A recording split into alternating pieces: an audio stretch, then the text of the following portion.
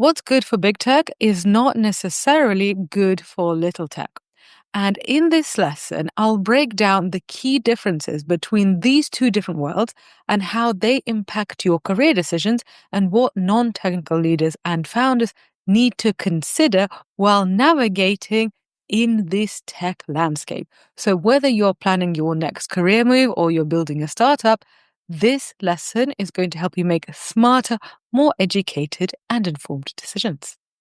Hello, smart people. How are you today? In this lesson, we're going to talk about big tech and little tech. And, people often talk about the tech sector like it's this, united thing. But in reality, come on, what's good for Mark Zuckerberg is not going to be the same thing that's good for, a founder with like two people working for them. So when you hear people talking about the tech sector, just think about which perspective they're coming from. And a lot of the time, they're only coming from the big tech perspective, which really misses out on a lot of really interesting companies and a lot of really interesting innovators.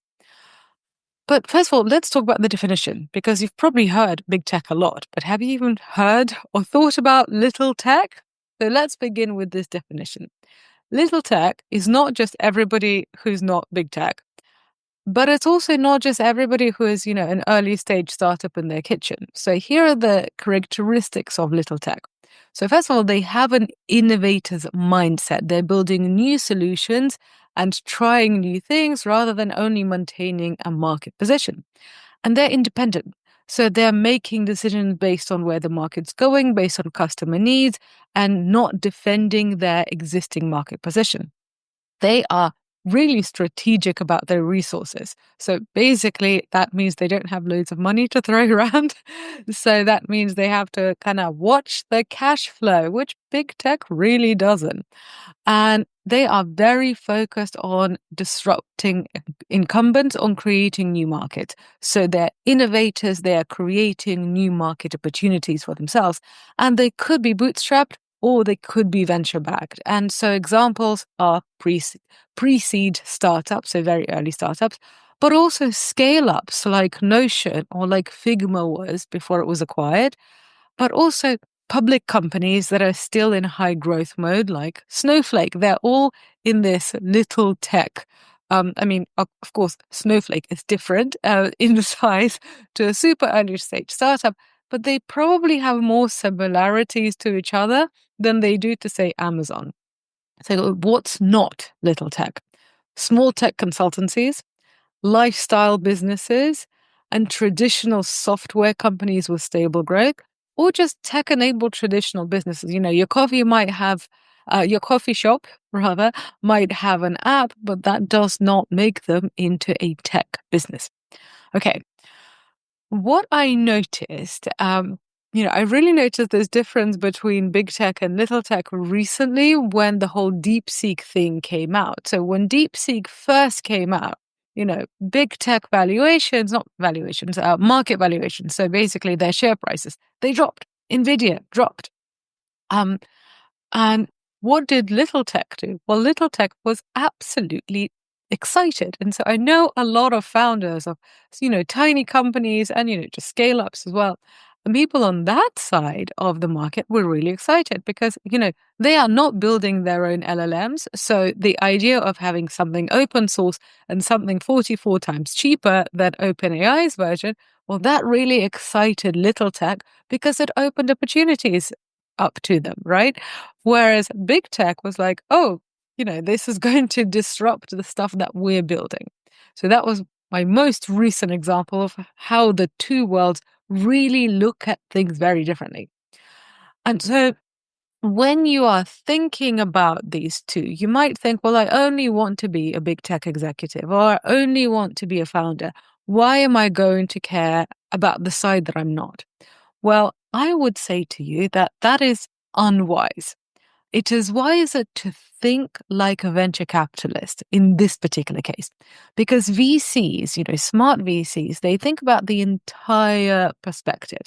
So venture capitalists invest in little tech because that's how they make their money. They make their money by investing in relatively early stage startups. So some invest in pre-seed, some invest in Series D, but that is still very early stage compared to the public market. So VCs look at little tech, that's where they make their money, but often they sell to big tech. So, they would fund a little tech company that would then be acquired by, say, Meta. Also, venture capitalists did actually fund the big tech companies. That's how they became big tech companies in the first place.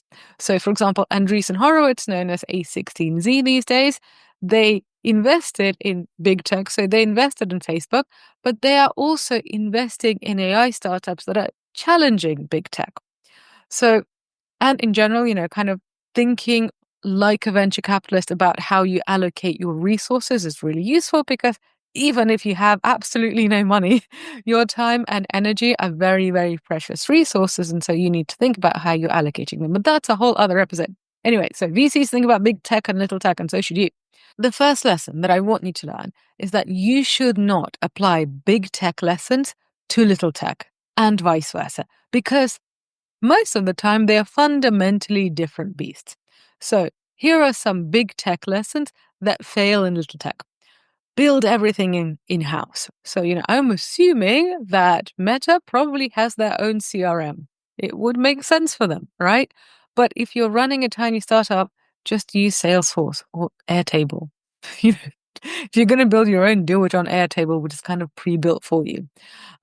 Another lesson that doesn't work in little tech, but works really well in big tech: perfect before launch. So if a startup is going to spend a year or even 6 months on building a great product, then, their competitors might capture the market, or, they just might run out of money. And the thing is, it is more important for big tech to do that because they do have brands, but even they move relatively fast, but small tech, little tech basically has to move faster. Another thing that big tech has to do these days because of regulation is they have heavy processes. So, even actually forget regulation, let's just talk about HR, where everybody understands what that is. So if there's a, 5-person startup and they're implementing Google's performance review system, that's just not going to make sense. That's just going to be really, really silly. And, I actually remember in my first startup, and, when at our biggest, we were like 12 people. So definitely little tech. Somebody said to me, "Oh, you need to have a head of strategy." I'm like, of 12 people. This person was a really senior board member in a very big company. And there, it makes sense to have a whole strategy department stuffed full of MBAs. In a 12-person startup, it does not. So this is another lesson that if you're running a small tech company and you've got people coming from big companies, whether it's big tech or something else, they might have really good advice for other big companies. But you're not a big company, so implementing some big company advice might actually kill you. But it also works the other way around. So, what are some little tech lessons that fail in big tech? So, one of them is move fast and break things. Remember, that used to be Facebook's motto, but then that got them into a lot of trouble. So now they basically become move fast and break things, I think, with sustainable architecture. Basically, something not as memorable. Anyway, the point is, if you are, running a big bank and you're going through digital transformation, you can't have the same downtime tolerance as, for example, Stripe. Um, Also, continuing with the banking example, another thing that big tech can't do is that they can't really have informal compliance. So, for example, Revolut or Monzo, they could launch features quickly. Well, they could have done in their early days. Um, is more difficult for them now, but especially somebody like JP Morgan, they need extensive compliance reviews before any product change because of their systemic importance to economies. And so they have super strict regulatory oversight. So, yes, they want to move fast, but they also have these constraints. And these constraints, well, they have to be respected because basically it's illegal not to, and that's serious. Another thing that doesn't work in big tech that does work in little tech is that the kind of generalist approach. So one of the things that some people, including me, love about small companies is that you get to try all sorts of different things. One day you're head of strategy, tomorrow you're head of sales, tomorrow then you're head of marketing, and so on and so forth. And this is interesting, and this really appeals to some people. To other people, it really doesn't. And if it doesn't appeal to you, then you should definitely work at a big tech company. But if you look at Facebook's early days, they had this everyone codes culture, which just wouldn't work today. And so the more big the company is, whether it's big tech or big oil or whatever, the more specialized roles you are going to have. So this generalist approach just is not going to work for them. Okay. So far, I've talked about these two differences.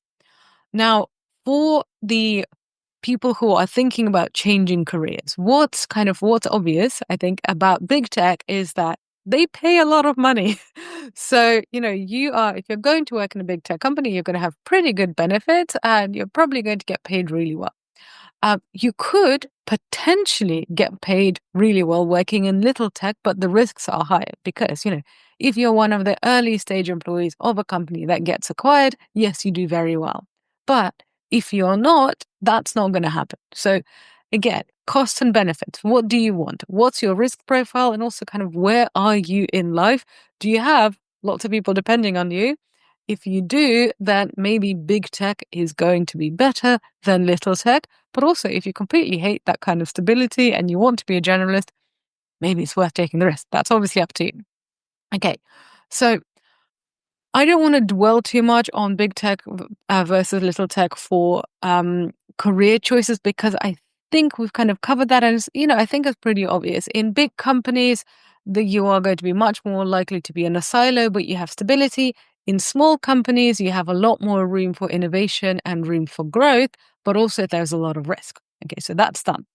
Now, I want to talk to the founders here. Now, this is serious. You are the small tech people, and you might be dreaming of being acquired by a big tech company. Yes, that can happen, but also big tech companies, I'm going to be polite, they're not angels, right? So they can actually use all sorts of sneaky tactics, which are, potentially going to kill your business. So, for example, there is a trap where they basically say that they are interested in acquiring your company. And then they go through lots of talks, they go through lots of due diligence, they really find out what you're building, and they basically create a copy. So, a great example is Instagram stories after Snapchat. So, Snapchat acquisition talks failed. And what happened next? We all know, okay, Instagram comes out with its own story feature. So Snapchat, they're still okay. They're still around, right? But it was really demoralizing. It's really unpleasant to see your time is wasted and, you definitely feel like you've been lied to. Were they lied to? Did Facebook plan to do this all along or not? We don't know.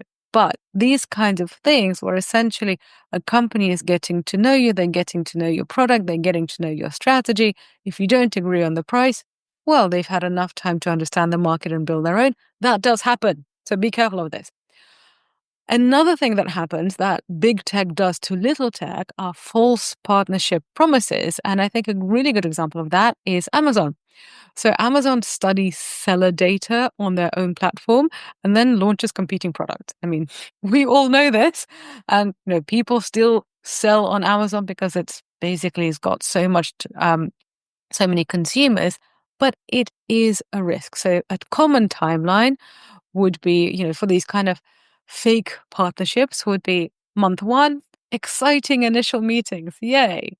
Then months 2 and 3, you'll have lots of department presentations where you, little tech, you go and you present your strategy, you present your product, you talk about your features, all the stuff that you're building, you talk about your team. Then months 4 and 5, you have technical integration discussions. So this is getting really deep. And then month 6, the partnership is deprioritized by the big tech company. Now, the big tech company, let's imagine it wasn't sneaky at all, but let's just imagine that they genuinely did deprioritize because, I don't know, they got a new CEO and they've got a different vision.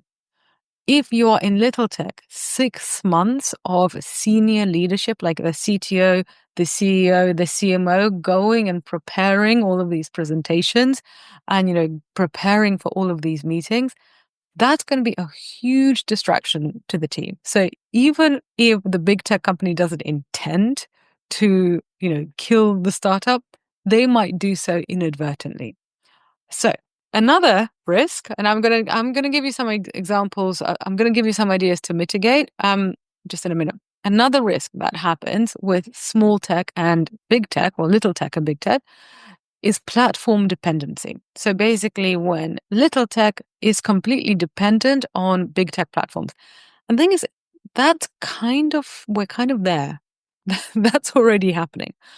Because, for example, if you're on AWS, if you're using AWS or you're using Microsoft Azure, as a little tech company, you're dependent on big tech. So it's not, you can't completely avoid it, but just be aware that this is a risk and that you do have risks within your tech stack and within your product. So, for example, um, when Apple brought in their privacy changes, and that was what, I think about 18 months ago, that basically, had a really big impact on ad tech companies. And so there were ad tech companies whose revenue and prospects were basically kind of, I don't want to say wiped out, but were really minimized by a change from Apple.